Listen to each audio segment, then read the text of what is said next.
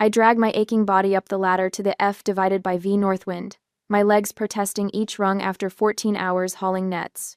The Sitka harbor is quiet tonight, just the familiar creaking of wooden hulls against moorings and the distant bark of a sea lion. My shoulders burn as I roll them back, salt crusted at my hairline. Just need to log today's haul, then crash for 6 hours before tomorrow's early tide.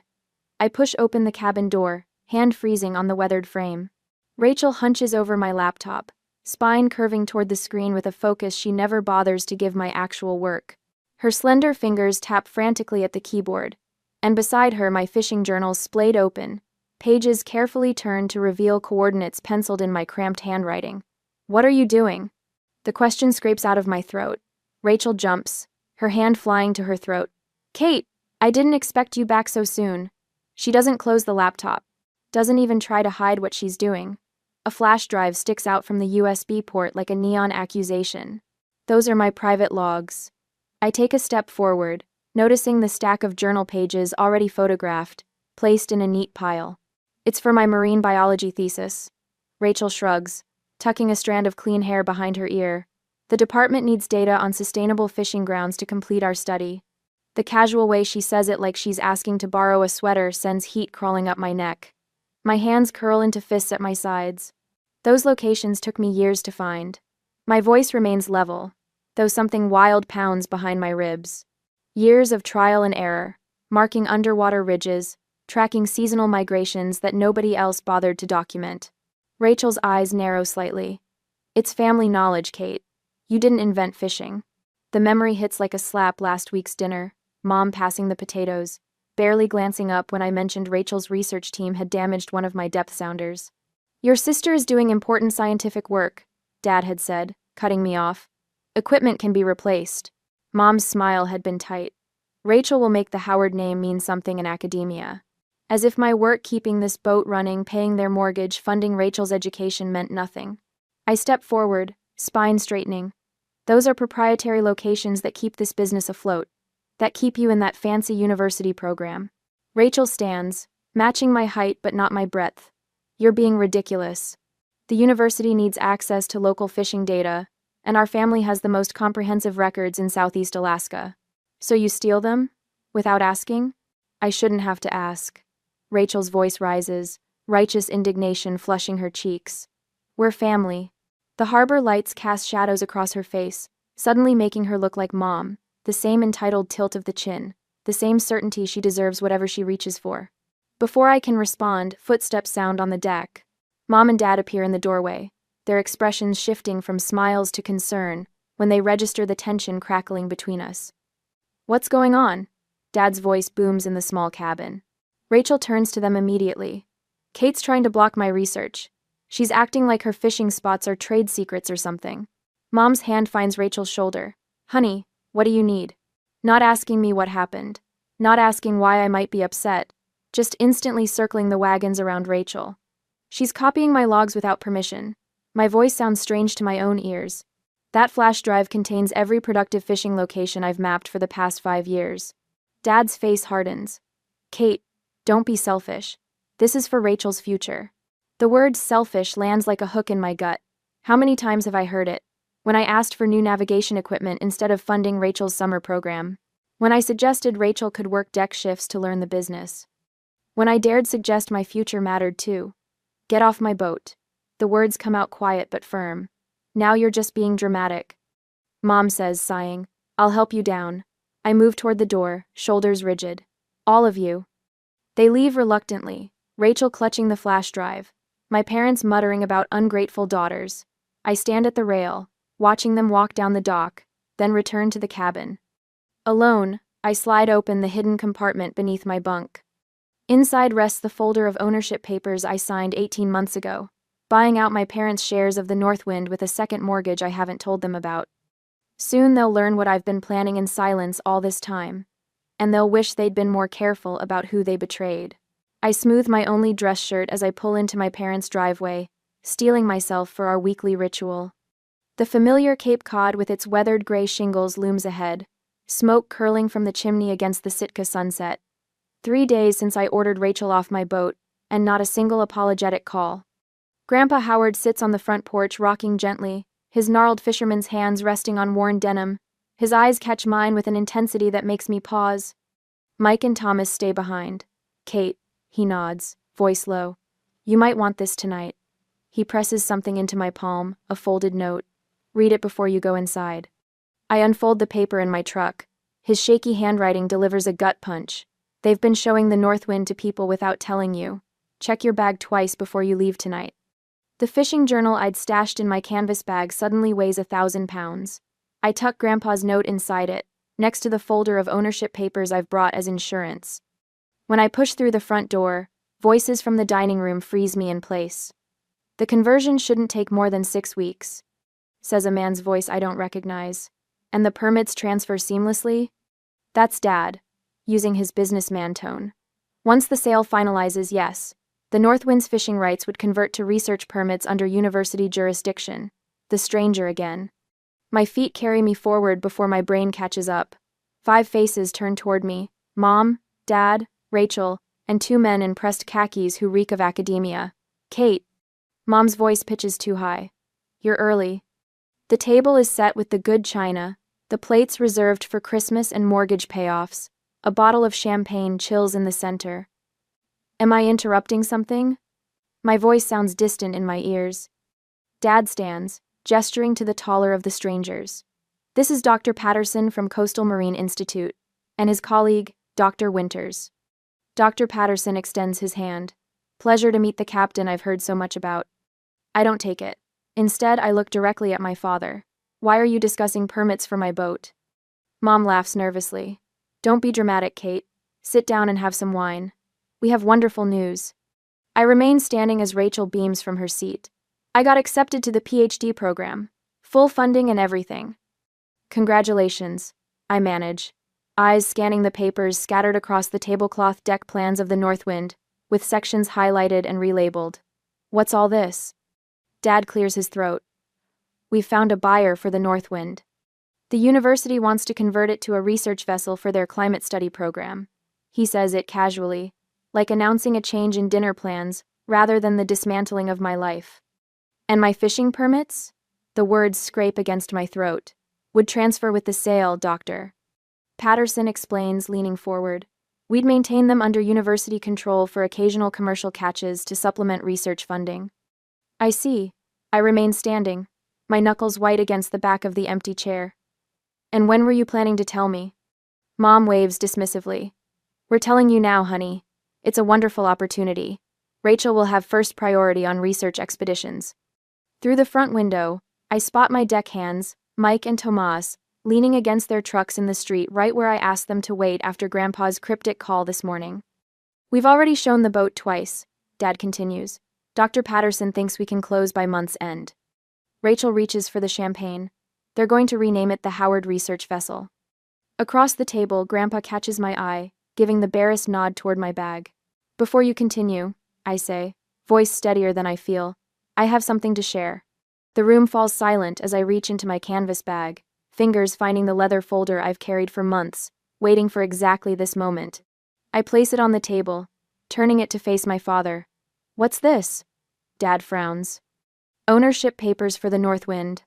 I slowly open the folder, revealing the title with Howard C. LLC prominently displayed. Signed and registered 18 months ago. Dr. Patterson leans forward, academic curiosity piqued. These appear to be legitimate transfer documents. Dad's face flushes crimson. You can't have possibly afforded to buy us out. Second mortgage. I pull out bank statements, laying them beside the title. I've been making payments for a year and a half. Mom's hand flies to her throat. You went behind our backs? Like you're doing right now? I meet her eyes. Planning to sell my livelihood without even mentioning it? This is different, Rachel protests. This is for science, for my career. My career pays for this house. The words taste bitter but necessary. My career funded your undergraduate degree, Rachel.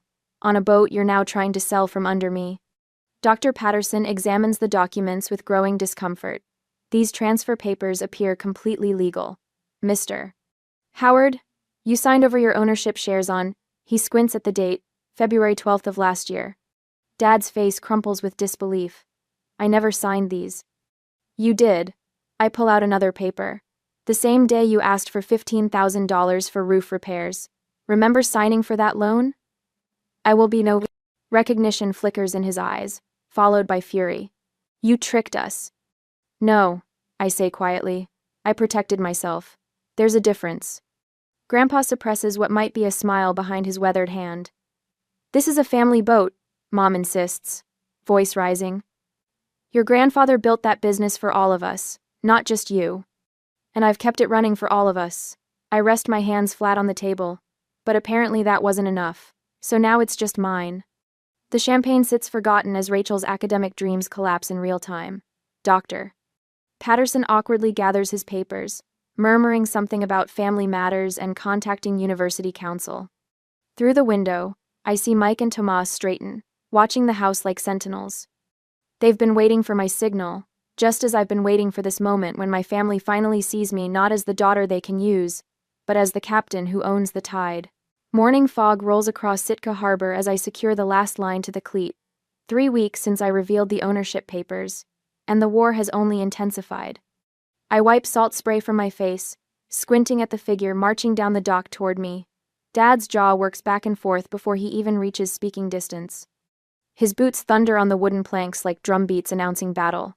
This isn't over, Catherine. He thrusts a manila envelope at me. My attorney says we have grounds to contest. You deliberately deceived your own family. I take the envelope without opening it. I paid fair market value. To the penny. You went behind our backs while living under our roof. Your roof? I feel heat rising in my neck. The second mortgage on the Northwind paid for that roof. For Rachel's college. For Mom's knee surgery. Dad's face reddens. We're family. Everything was supposed to be shared. Funny how sharing only works one way. I tuck the envelope into my jacket. I'll have my attorney review this. He jabs a finger at the Northwind. Your mother is calling everyone we know. Nobody in Sitka will buy your catch once they understand what you've done. The threat settles like a weight. My phone buzzes the 5th call from Mom's sister this morning.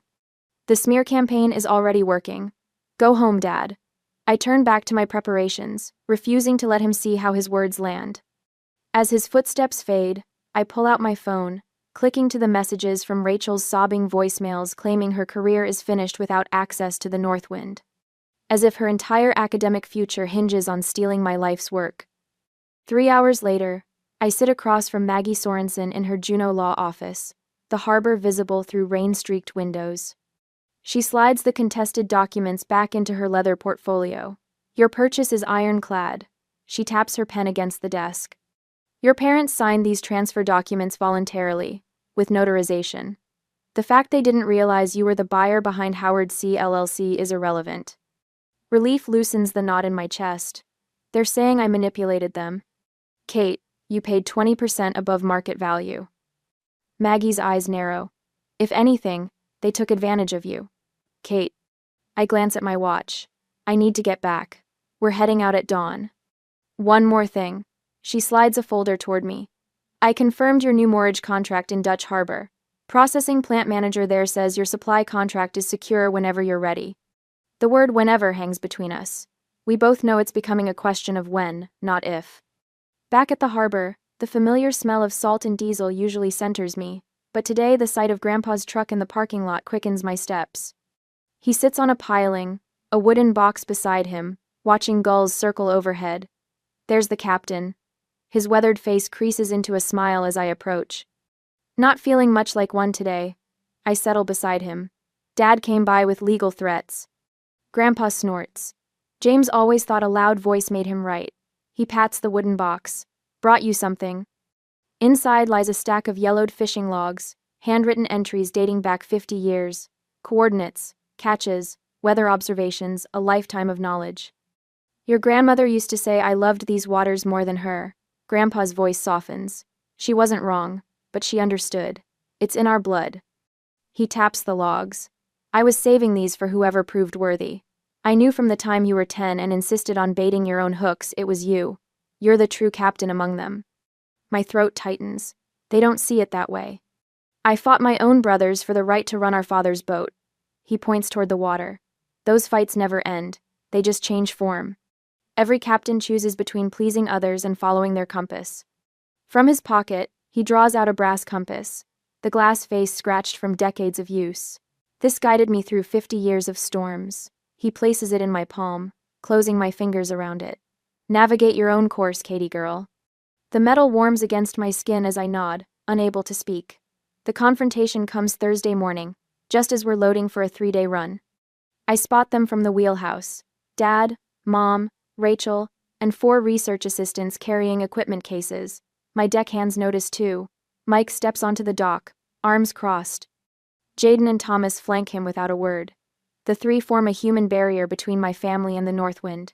We have a schedule to keep, Mike says, voice steady. Mom steps forward. This is a family matter. Step aside.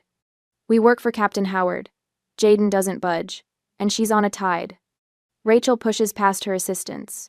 Kate, you're destroying years of research. The university needs these waters. The university can fill out permit applications like everyone else.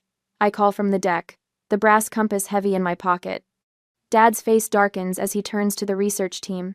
Load the equipment. She won't stop you. As the assistants move forward, I raise my hand. Step on my vessel without permission, and I'll have you arrested for trespassing. The harbor master appears, clipboard in hand. Is there a problem here? Dad wheels toward him. My daughter is blocking university research. We're filing an emergency injunction. Against the registered owner of the vessel? The harbor master checks his clipboard. Howard C. LLC has all permits in order. If you're not crew, you need to clear the loading area. Rachel's assistants exchange glances, slowly backing away. Mom's eyes fill with tears as she clutches Dad's arm. I feel a moment of wavering, then remember Grandpa's words about choosing my course. That night, I gather my crew in the galley.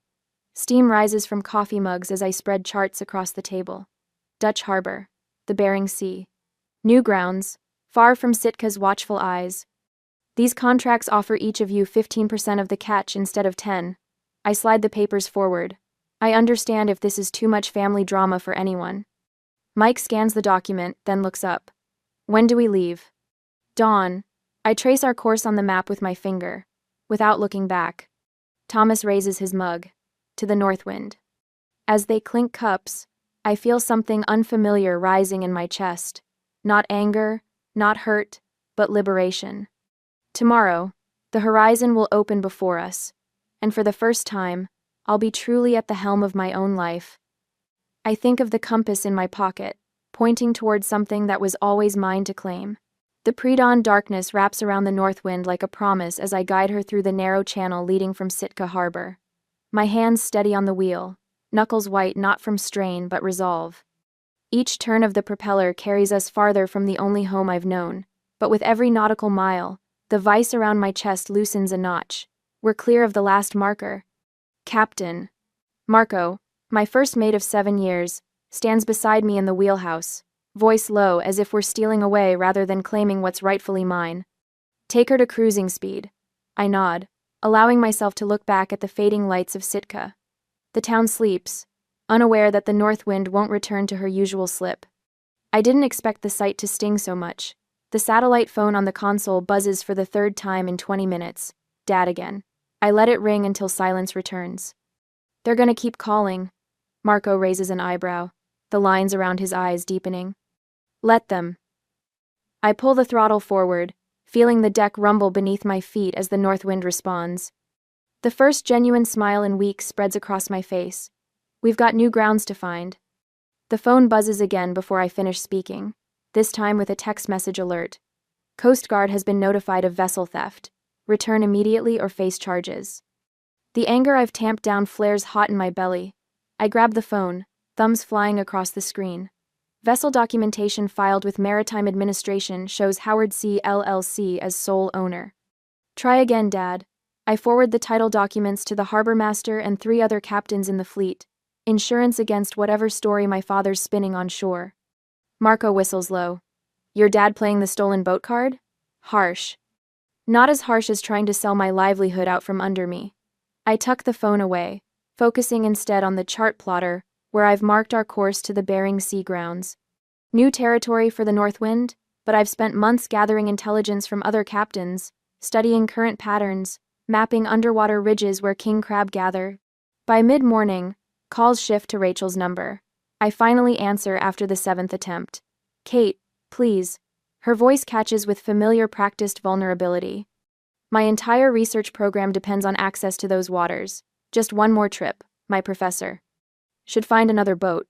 I cut her off, watching a pair of humpbacks surface off our starboard side. Or better yet, apply for proper research grants instead of stealing proprietary data. It's not stealing when it's family knowledge, Rachel protests, the entitled whine in her tone making my jaw clench. Family knowledge bought with my mortgage, my fuel, my labor. I take a deep breath.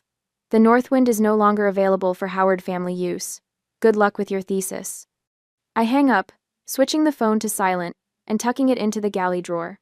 Through the window, I watch Marco and the crew preparing crab pots on the deck, their movements synchronized from years working together. They all chose to come with me, even knowing it meant burning bridges with the Howard name in Sitka. By afternoon, the radio crackles with familiar voices. Captain Jensen of the Fortitude, then Bartlett on the Sea Witch. Heard you finally broke harbor lines, Howard. Jensen's gruff voice comes through. About damn time. About damn time. Your old man's been telling tales at the coffee shop, Bartlett adds. But seems the harbor master set him straight about who owns what. The Howards aren't making many friends today. Their support loosens something in my throat. I've known these men my whole life, watched them treat my father with deference while he leveraged the Howard name. Now they're choosing sides mine. 3 days later, we dropped pots in waters I've never worked before. The crew is quiet, tense, knowing everything rides on this haul. I've staked everything on being right about these grounds. When we pull the first string of pots, they come up so heavy the hydraulics strain. Massive king crabs, shells gleaming, tumble onto the sorting table. The crew erupts in whoops and hollers while I stay silent, running calculations in my head. At these weights, we're looking at a record haul. That night, the processing plant manager called personally to confirm our arrival time. Word is you've hit the mother lode, Howard. We'll clear dock space for you. After the call, I gathered the crew in the galley. Beer appears from the cooler, and I don't object when Marco slides a bottle my way. For the first time, I tell them everything. The years of my parents treating the boat as family property, while I carried the payments alone, Rachel's academic theft, the final betrayal of trying to sell the Northwind out from under me. To Captain Howard, Marco raises his bottle. Who finally realized blood doesn't entitle people to steal your future? To the Northwind, someone else calls, and Dutch Harbor, our new home port. I take a long pull from my beer, feeling the cold liquid wash away years of swallowed words. My phone shows 17 missed calls and a social media notification. Mom's public post about family betrayal getting ripped apart by commenters who know the truth. I delete the notification without reading further. Their voices can't reach me here, on my boat, surrounded by people who respect boundaries and honest work. For the first time in my adult life, I'm navigating by my own charts, and the water ahead looks clear all the way to the horizon. 3 months later, we were at the new port, and I collected more evidence and team to protect my legacy. The shadow of the Northwind stretches across Dutch Harbor's choppy waters as I spot them. 3 figures huddled against the wind, looking small against the industrial backdrop of processing plants and supply warehouses. My parents and Rachel, exactly as I expected when the harbor master called to warn me. Captain, Mick says beside me, his weathered face creasing with concern. Want us to send them packing? I shake my head, watching them take in my vessel, freshly painted hull, new hydraulic system gleaming under the weak Alaskan sun, crew moving with practiced efficiency as they prepare for tomorrow's run. I'll handle this.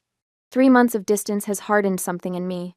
I stand straighter as they approach, noticing how my father's confident stride falters when he sees the improvements. The solar panels, the upgraded navigation array, the name freshly repainted with Howard C. LLC beneath it in professional lettering. Catherine, my mother calls, using my full name like she always does when trying to establish authority. Her voice carries across the dock, brittle with forced warmth. The harbor is buzzing about your operation. I don't move from the rail. You're welcome to come aboard my vessel. One conversation, then you leave. The emphasis on my doesn't escape them. They exchange glances, the same silent communication they've used my entire life when plotting strategy. Rachel clutches a leather portfolio against her chest like a shield. Permission to come aboard, Captain? My father's attempt at humor falls flat. Granted. I lead them to the galley, recently renovated with the profits from our Record King crab haul. The space feels smaller with them in it, but for once, I don't shrink myself to accommodate them. I gesture to the bench seats, remaining standing. Coffee? I offer, pouring myself a cup without waiting for their answer. My father leans forward, hands clasped between his knees, his negotiation posture. Kate, we've been thinking. It's time we put this unpleasantness behind us. We're still family, my mother adds, reaching across the table as if to touch my hand. I move it away, wrapping my fingers around my mug instead. Rachel looks different, thinner, with shadows under her eyes I haven't seen before. The university is establishing a new marine conservation research program, she says.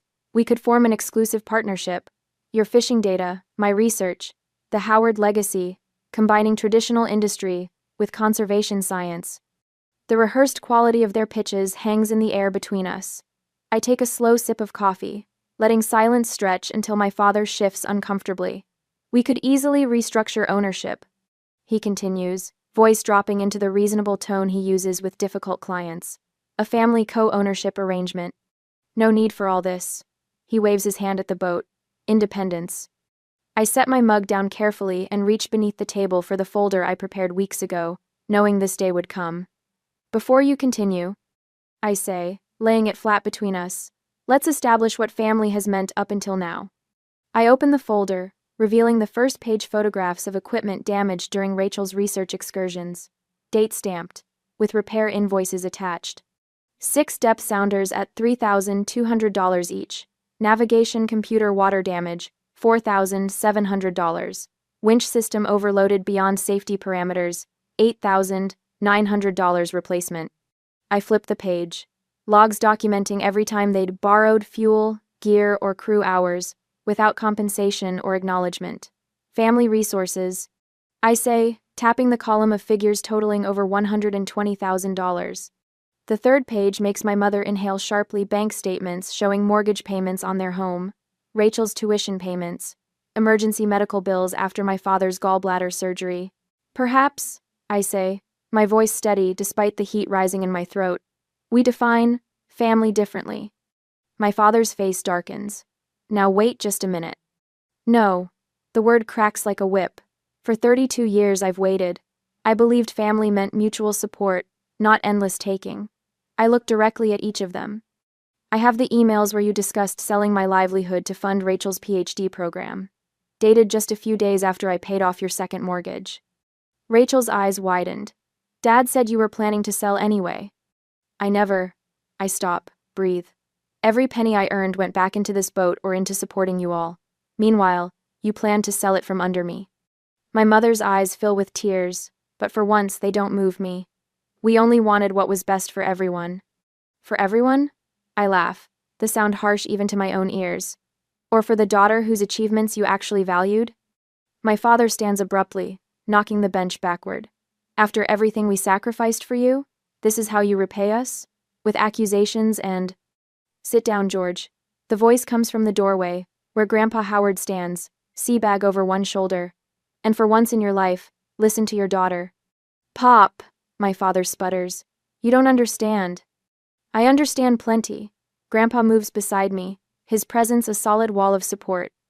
You've been treating her like a workhorse instead of a daughter since she was 16. I watched it happen and said nothing. That ends today. Rachel's face has crumpled, real understanding dawning for perhaps the first time. I close the folder. These are my terms for any future relationship. I say quietly, acknowledgement of past exploitation, respect for my boundaries, and the understanding that this vessel and business are mine alone. My father stands again, slower this time. You always were stubborn, just like your grandfather. Come on, Helen, Rachel, we're not going to beg. But as they file toward the door, I catch the shift in my mother's face, manipulation giving way to genuine shame. Rachel lingers, her fingers trailing on the galley table. I never saw it, she whispers. I'm sorry I never saw it. It's not enough. But it's a start. A year later, the morning sunlight streams through the windows of my Harborview office, casting golden patterns across the maps that line the walls. Each chart marks successful fishing grounds. The Northwind has claimed this year territory that belongs to Howard C. LLC, not family obligation. I trace my finger along the newest editions, pride warming my chest as I remember the record haul we brought in last week. A knock at the door pulls me from my thoughts. Greg, one of my first mates, stands in the doorway holding a stack of mail. Supply contract renewals came through, he says, dropping the envelopes on my desk. And this, he hands me an envelope with my parents' return address, their formal handwriting instantly recognizable. Birthday card? He asks, noticing my hesitation. I nod, tucking it into my desk drawer unopened. Third one since I left, each one a little less stiff than the last. Outside my window, both vessels of my expanding fleet rock gently at their moorings. The north wind gleams with fresh paint, and beside her, the Aurora purchased 3 months ago when we secured the Bering Sea contract stands equally proud. My eyes drift to the framed photo on my desk, my crew gathered on deck after our first independent season, faces sun-weathered and grinning. The phone rings. I recognize Grandpa's number immediately. My captain granddaughter, he greets, voice gruff with affection. The Finnegan boys just told me about your Sustainable Fishing Award, making quite the name for yourself. I laugh, warmth spreading through my chest, just using your compass like you taught me.